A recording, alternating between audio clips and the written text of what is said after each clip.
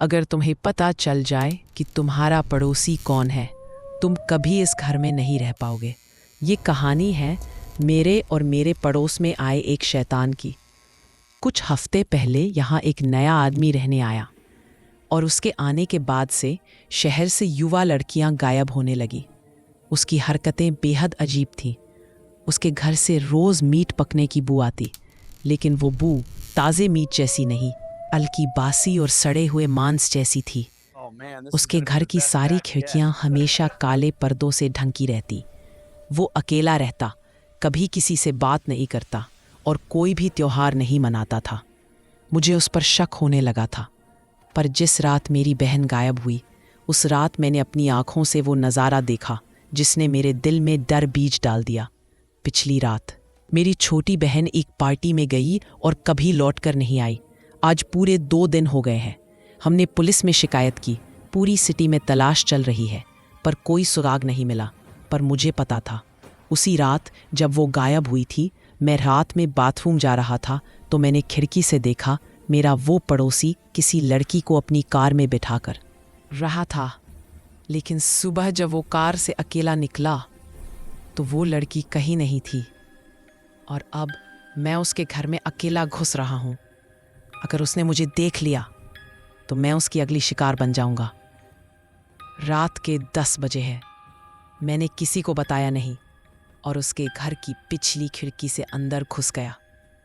वो कहीं बाहर गया हुआ था। उसका घर सन्नाटे और अंधेरे से भरा था। हवा में एक तेज बदबूदार गंध थी, जैसे कोई मांस सड़ रहा हो। वो गंध किचन से आ रही थी। मैं टॉर्च की रोशनी में किचन में गया। वहाँ एक थाली में कुछ रखा था। नज़दीक जाकर देखा तो दिल की धड़कन रुक सी गई। वो एक इंसान का पकाया हुआ हाथ था। डर के मारे मैं पीछे की तरफ लड़खड़ाया और फ्रीज़र से टकराकर गिर पड़ा। मेरे गिरने से फ्रीज़र का दरवाज़ा खुल गया और जो मैंने देखा उसे देखकर मेरी रूह कांप गई।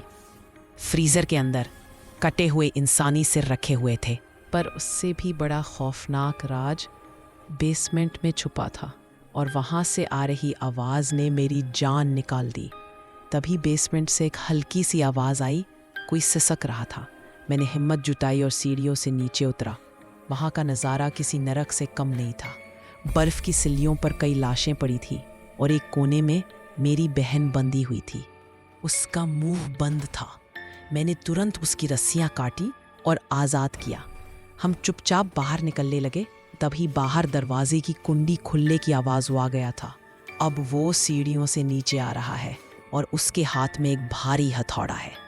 अगर तुमने अभी तक सब्सक्राइब नहीं किया तो कर लो, क्योंकि अब जो होने वाला है वो तुम्हारी नींद उड़ा देगा। हमने सांस रोक ली। उसने ऊपर अपने कमरे में जाकर कुछ रखा। यही सही वक्त था भागने का। हम बेसमेंट से निकलकर मेन गेट की तरफ बढ़े। तभी मेरी बहन के हाथ से कोई कांच की चीज़ छूटकर गिरी और टूट गई। आवाज़ हुई, कदमों की तेज़ आवाज़। वो तुरंत सीढ़ियों उतरकर नीचे आ रहा था।